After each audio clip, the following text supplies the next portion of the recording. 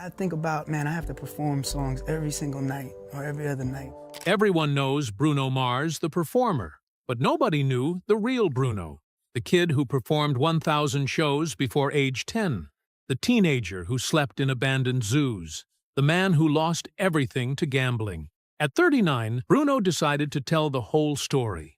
Not just about the money he owes, not just about Jessica walking away, but about the childhood trauma that drove him to fame, the addiction that almost killed his career, and the dark family secret he's carried for decades. What he revealed will change everything.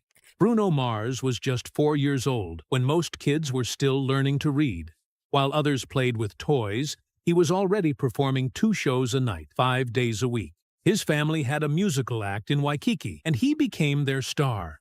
They called him Little Elvis because he wore a tiny glitter jumpsuit and copied Elvis Presley's moves like he was born to do it. He was so good that in 1990, at just 5, he stole the spotlight at the Aloha Bowl halftime show in front of 40,000 people. At 6, he appeared on the Arsenio Hall show. Then he had a small role in the movie Honeymoon in Vegas in 1992 and made $600 for one day's work. He joked later that it was his first Vegas residency. Before he even turned 10, he had performed nearly 1,000 shows. That kind of start builds something deep inside.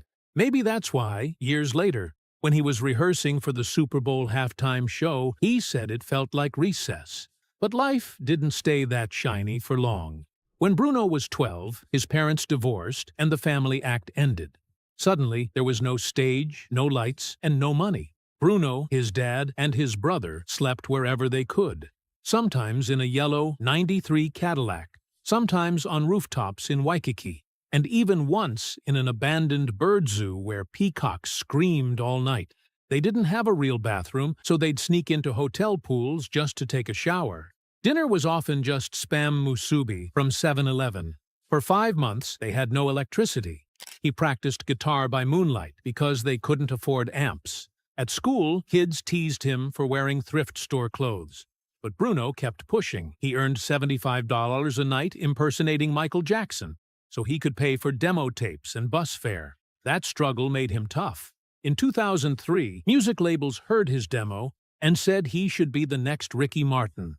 They wanted him to sing in Spanish, even though he didn't write in Spanish. He didn't want that. He didn't want to be a label's idea of a Latin artist. So he picked a name that came from childhood, Bruno. It was after a big wrestler named Bruno Sammartino, and he added Mars. Why? Because a girl once told him he was so confident. You must be from Mars. When he moved to Los Angeles in June 2003, he was 18. He stepped off the plane with only $600, 3 demo CDs, and the name Bruno Mars written on his luggage tag. In his first year, he went through 4 places to live, including a $40 a night motel on Sunset and a cramped Koreatown studio shared with 6 other guys. To survive, he lied his way into a DJ job on Van Nuys Boulevard, even though he had never touched DJ equipment. He got fired after 2 nights, but the $75 he made helped him keep his phone from getting shut off. That summer, there were weeks when he ate nothing but 99-cent tacos from Jack in the Box. In February 2004, Motown offered him a deal. It was only 3 pages long. Bruno joked that he'd seen breakfast menus thicker than that. The label didn't know what to do with him. They wanted a Latin pop singer. 9 months later, they dropped him without releasing a single song. It was humiliating. He had already told his family back home that he got signed, but that failure turned out to be lucky. Another artist dropped by Motown at the same time was Philip Lawrence. The two became friends. They promised each other they would make music that record labels couldn't ignore. By 2006, Bruno and Philip were broke but driven. They wrote music in the back of Philip's beat-up '99 Toyota Corolla, parked outside a small studio in Hollywood. Ari Levine ran the studio. He had gear. Bruno and Philip had ideas. They'd buy him burritos from 7-Eleven as payment. Whenever a chord or beat felt good, they'd shout, "That's a smeeze!" That became their name, the Smeezingtons. They worked 10 hours a day, 6 days a week, analyzing hit songs and learning how to write their own. They studied more than 1,000 songs before even releasing one. Then, Bruno's sister Hemi stepped in. She was working in fashion in West Hollywood and slipped one of his demo CDs to a guy named Mike Lynn. Mike worked for Dr. Dre. At first, he almost tossed the CD because the voice sounded weird, like a chipmunk. But at 43 seconds in, Bruno hit a high note that made Mike stop and rewind. He flew Bruno out for a meeting at Record One Studios. They didn't offer a deal, but the fact that someone important had noticed gave Bruno a real boost. In LA, being seen by the right person can change everything. To survive, they sold a song they had written for themselves, called Lost, to Menudo for $20,000. It was just enough to avoid getting kicked out of their place. But their big break came when they wrote the chorus for Flo Rida's Right Round. The song hit #1 and sold 636,000 downloads in its first week. That was a digital record at the time. Then they wrote B.O.B.'s Nothing on You, and it was another hit. By the time Bruno released Just the Way You Are in 2010, songs he helped create had already sold more than 15 million downloads for other people. Bruno Mars didn't explode onto the scene overnight. His solo journey began with a Blink and You Miss It EP called It's Better If You Don't Understand. It dropped on 11th May 2010 with barely any attention. Just 13 minutes long, only 4 songs. And by the end of 2011, it had sold just 27,000 copies in the US. It looked small, forgettable even. But hidden in that short EP were songs that would become the backbone of something much bigger. Just 5 months later, he released Doo-Wops and Hooligans on 4 October 2010. That one hit like a bomb. Made on a budget of $70,000 with no borrowed samples, the album went 7x platinum in the US and crossed 15 million global sales by 2020. In the UK alone, it stayed on the official albums chart for 400 weeks straight. That's nearly 8 years, longer than Abbey Road or even Thriller. Then came the singles. His debut, Just the Way You Are, entered the Billboard Hot 100 on 7th August 2010 and hit #1 only 8 weeks later. It stayed on the chart for 48 weeks and went 13x platinum. In the US alone, it sold 6.7 million downloads, landing it among the top 25 digital tracks ever. Then came Grenade. It pulled in 559,000 downloads during its peak week. That was the 8th biggest weekly total in music history at the time. It didn't just go to #1 in the US, it topped charts in 15 countries. And it didn't stop there. Between January and March 2011, Grenade hit #1 on Billboard 3 different times, something only 5 other songs have ever done. By March 2011, Bruno had 2 songs that were each certified over 5 million in US sales. The only other artist to do that before him was Lady Gaga. The music industry noticed. The Grammys gave him 7 nominations in his rookie run, including Album and Record of the Year. No male solo debut had earned that since Lauryn Hill. He didn't win the biggest categories, but he did walk away with Best Male Pop Vocal for Just the Way You Are. He was only 25 and the youngest man to win that award since Stevie Wonder in 1974. Soon after, Billboard named him their top Hot 100 artist. The IFPI called him the best-selling global artist of 2011, even beating Adele's late-year surge. But he wasn't done. In October 2012, Locked Out of Heaven came out. It started slow, entering the charts at number 34. Then it climbed. Within 11 weeks, it hit #1 and stayed there for 6 straight weeks, from 22 December 2012 to 26 January 2013. That made Bruno the first solo male artist since Bobby Vinton in 1964 to score 4 Hot 100 numbered ones in his first 2 years. Even Michael Jackson didn't do that. Sales kept pace, too. The track hit 1 million US downloads in just 10 weeks and eventually went 10x platinum. Spotify streams later climbed past 1.8 billion. Critics didn't see it coming. Rolling Stone called it the police revival nobody ordered but everyone needed. That reggae rock beat broke up the EDM monotony that had taken over the charts. In less than 4 minutes, Bruno shifted the entire sound of pop radio. At first, Unorthodox Jukebox wasn't meant to be wild. The label expected a tight, catchy dance album. But Bruno and his team secretly expanded the vision.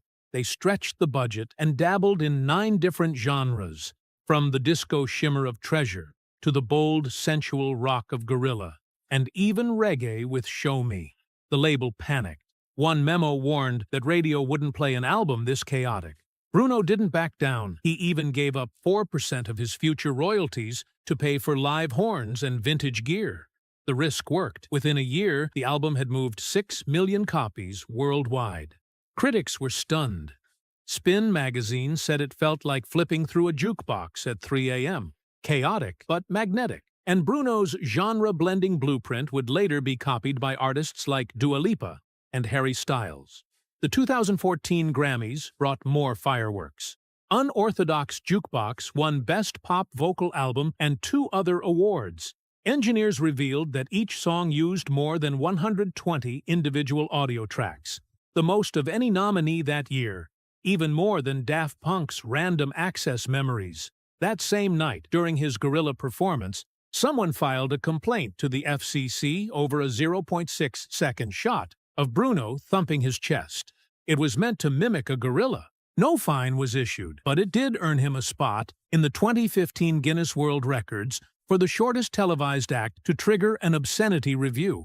After the Grammys, sales spiked. Unorthodox Jukebox shot up 171% on the Billboard 200. That was one of the biggest Grammy Week boosts since Alanis Morissette in the 90s. Then came Uptown Funk. It started as a jam session on 1st May 2014 in a makeshift studio. The first version was captured on a voice memo that Mark Ronson still keeps starred in his inbox. The final song took 11 writers, got tangled in 5 lawsuits, and finally dropped on 10th of November 2014. It went straight to number 1 and stayed there for 14 weeks, from 17 January to 18th April 2015. That was the longest number 1 streak of the decade, until Old Town Road came along. The song sold 300,000 downloads per week at its peak and hit 15 million daily streams around the world. In the UK, it passed 1 million sales in 10 weeks, becoming the fastest-selling jazz-influenced single since I Feel Good in 1965. People were obsessed. Delta Airlines even reported a 37% increase in first-class drink orders the month it became their boarding song. Someone at the airline called it Uptown Drunk. The BBC even used the song's tempo to teach CPR in a 2015 broadcast. But his next big move almost didn't happen. When Bruno handed in 24K Magic in 2016, the label wasn't impressed. It only had 9 tracks and ran for 33 minutes, shorter than some EPs. But Bruno was firm. He wanted it to feel like a 1990s party mixtape with no skips. When the Grammys rolled around on 28th January 2018, it swept. 24K Magic won Album, Record, and Song of the Year, becoming only the second R&B album of the century to pull off that hat trick. He won 6 awards in one night. The results were immediate. Streams of That's What I Like jumped 130%. And the song ended up going 7x platinum. By April 2018, the album had crossed 5 million global sales, even though it never hit number 1 on the Billboard 200. The tour that followed was just as wild. The 24K Magic World Tour started on 28th March 2017 in Antwerp and ended on 30th of December 2018 in Honolulu.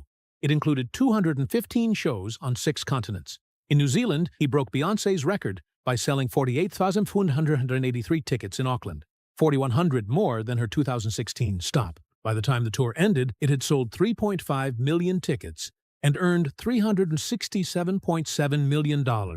That placed it among the top 10 highest-grossing tours ever. It even out-earned U2's original Joshua Tree tour and Lady Gaga's Monster Ball. Every song on 24K Magic was crafted with insane attention to detail. The talk box intro of the title track mirrored Computer Love from 1987. The smooth synths in Versace on the Floor echoed Babyface's 1994 classics. The remix of Finesse featuring Cardi B was mixed using a 25-year-old console just to match that early 90s sound. Even the 9-track count wasn't random. Bruno said his favorite cassette, Bobby Brown's Don't Be Cruel, had 9 songs on each side. Critics loved it. One called the album Pop's Most Valuable History Lesson, and others credited it with bringing funk back into the mainstream at a time when everything was about EDM drops. And somehow, he still had more surprises. In September 2018, Bruno recorded the hook for Gucci Mane's Wake Up in the Sky in less than 30 minutes. The track came out on 14th September. It peaked at number 11 but had staying power. By July 2025, it had gone 6x platinum and pulled in 1.4 billion Spotify streams, more than many number-one hits that year. It was late at night in Las Vegas. The Dolby Live Theater was packed. At 11:47 p.m., Bruno Mars stepped into the spotlight wearing a gold tux. The room went quiet. Then he said it, "Silk Sonic is real." Seconds later, the music started. A smooth, vintage ballad filled the room. The song was called "Leave the Door Open." And at exactly 12:01 a.m., it dropped for the world to hear. People didn't just like it, they loved it. It hit number 4 on Billboard right away, then rose to number 1 in just 4 weeks. It stayed there for 2 whole months. By mid-2022, the song had been streamed over 2.3 billion times on Spotify. Silk Sonic wasn't just real, they were unstoppable. A year later, they walked onto the Grammy stage. Both were dressed in white tuxedos. Behind them stood 18 string players. And sitting like royalty was Bootsy Collins on a velvet throne. When the song ended, the crowd rose to their feet. That night, Leave the Door Open won Record of the Year, Song of the Year, and Best R&B Performance. Their album, An Evening with Silk Sonic, came out in November. It was recorded the old-school way, one room, no fancy software, all analog. It sounded like 1973 in the best way. In the first week alone, it sold over 104,000 vinyl copies. That was the biggest vinyl debut for an R&B act in more than 30 years. Everything was done with care. For one song, Bruno recorded 16 different versions of just the snare drum. Anderson .Paak's final drum solo on 777 happened at 3:07 a.m. After hours of tequila-fueled jamming. Just one take. That was all it took. By the end of 2022, Silk Sonic's tour had pulled in nearly $145 million from only 37 shows. That's almost $4 million a night. Some fans paid as much as $6,500 for a single ticket. Not bad for a band chasing a retro sound in a digital age. Then came the surprise. On August 16, 2024, Bruno sent out a message. 8 p.m. PST. Bring tissues. No one knew what to expect. Minutes later, Lady Gaga dropped Die with a Smile. It was everywhere. In just one day, it broke streaming records with 27.4 million plays. That was more than Adele's Easy on Me. The music video felt like a movie. It was shot on old 16mm film. Everything was black and white. Just 2 voices, 1 chandelier, and flashes of Morse code that fans later translated One Last Dance. The song ruled the charts for 18 straight weeks and went multi-platinum in 32 countries. But it wasn't just popular, it was a money machine. During its biggest week, it earned nearly $1 million a day in publishing. Every second of that song was worth over $11. At the 2025 Grammys, Bruno and Gaga performed it with a gospel choir behind them. When Bruno hit a long, powerful note that lasted more than 11 seconds, people called him a human saxophone. That moment trended number 1 on Twitter. But maybe the wildest part? The final vocal was done in 1 take. It was 4:12 a.m. Bruno had just smashed a tequila bottle against the studio wall. You can actually hear the glass breaking in the song at 3:18. He left it in. He said it made the song feel real. Then came APT, a song with Rosé from Blackpink. She teased it with a 9-second guitar riff on TikTok. Within 12 hours, 42 million people had watched it. When the full track dropped, it entered the Billboard Hot 100 at number 3, the biggest K-pop female duet debut in history. The video, full of neon lights and flashing colors, hit 100 million YouTube views in just 19 hours. That shattered records. 9 months later, at SoFi Stadium, Rosé was performing when the lights went out. Then Bruno appeared. The stadium exploded. Sound meters showed it was louder than a jet engine. As the two sang APT, together, 1.2 tons of confetti rained down. That same night, Spotify reported a 80% streaming spike for the song. Almost a year after it first came out, it was suddenly back near the top of the charts. People had been wondering what APT even stood for. Finally, Bruno explained it. It meant After Party Tango. He said it was based on a night in Buenos Aires in 2019 when he and Rosé danced until the sun came up. There's a video of it, but it's locked inside Bruno's phone. Only Rihanna, he joked, knows how to open it. By August 2025, the song had been streamed more than 3 billion times, and the duet added 48 million in merch sales to Blackpink's world tour. Bruno's reach across genres just kept growing. But behind all the lights and records, there was something more personal unfolding. In spring 2011, long before the Grammys and tours, Bruno met Jessica Caban at a hotel restaurant in New York. She had just come from a modeling audition. He had just finished a show. They locked eyes. For 40 minutes, he didn't move. Then finally, he walked over. They talked until 2 a.m., long after the chairs were stacked and the lights were off. In less than a year, she left everything and moved across the country to be with him. At first, she slept on an air mattress while he toured the world. But slowly, they built a life. By 2014, they had a home in Studio City and a dog named Geronimo. Bruno never talked much about her. He called her "my rock" once in an interview and moved on. Even the heartbreaking song "When I Was Your Man," he wouldn't say much about it. He said it felt like bleeding on tape. People guessed he wrote it during a rough patch with Jessica. She rarely came to events. In 13 years, only 3 red carpets, then nothing. And in late 2024, fans noticed something strange. Her anniversary posts vanished. A few days later, Bruno flew to Tokyo alone. He was wearing the gold necklace she had given him, but he'd turned it backward to hide her initials. Then came a comment on Jessica's beach photo in January 2025. A fan asked if she and Bruno had split. She replied, "I will always celebrate and be happy for all of his continued achievements." Cheering from afar, just 15 words. But that was enough to light the internet on fire. People started digging. She had spent Christmas with her parents in San Juan. He played New Year's Eve in Vegas. It was their first December apart in over a decade. Sources claimed they were living separate lives. Others said he tried to fix things but extended his Vegas shows instead. But here's the strange part. They never confirmed a breakup. She still follows him on Instagram. He still likes her posts about her fashion line. They still co-own the house. Some say she stays in the guest room when she's in town. Some even claimed she was seen backstage at one of his shows in May, but no photos ever came out. It all started on March 15, 2024. News Nation aired a segment, one that didn't name any sources, but it didn't matter. The claim was wild enough to catch fire. They said Bruno Mars owed around $50 million to MGM Resorts after piling up gambling debt. And to pay it off, he was supposedly working it off through his Park MGM residency shows. Within hours, the internet exploded. Gossip blogs repeated the number without question. Reddit threads ran wild with posts claiming that MGM basically owned him now. Talk shows picked it up too.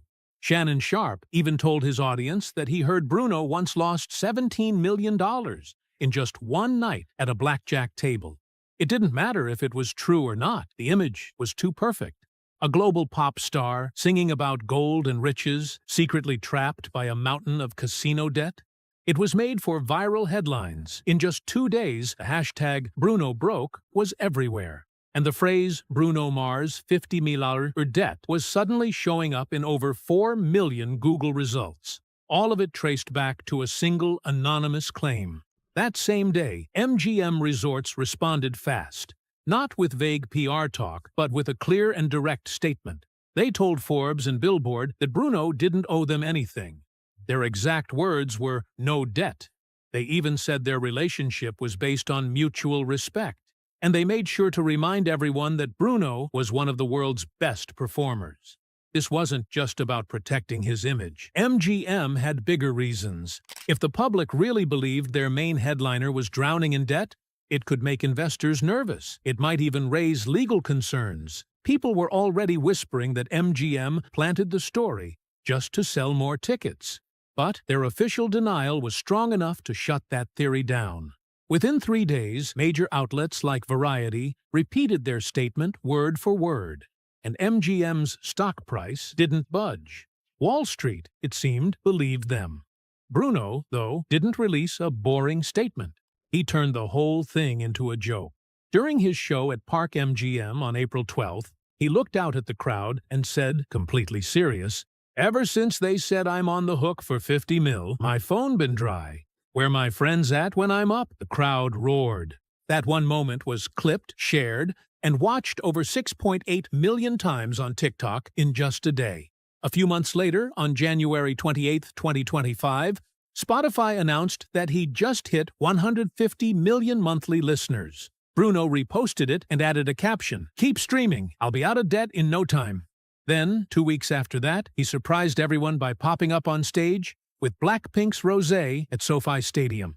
His opening line? "Almost out of debt. Bah, bah." That one went straight to Instagram and pulled in 32 million views in just 3 days. Every time he joked about it, the story lost its sting. And every time he said something, people shared it. It became free publicity for his shows and his songs. Still, there was a reason so many believed it in the first place. The number, $50 million, sounded big, but not impossible.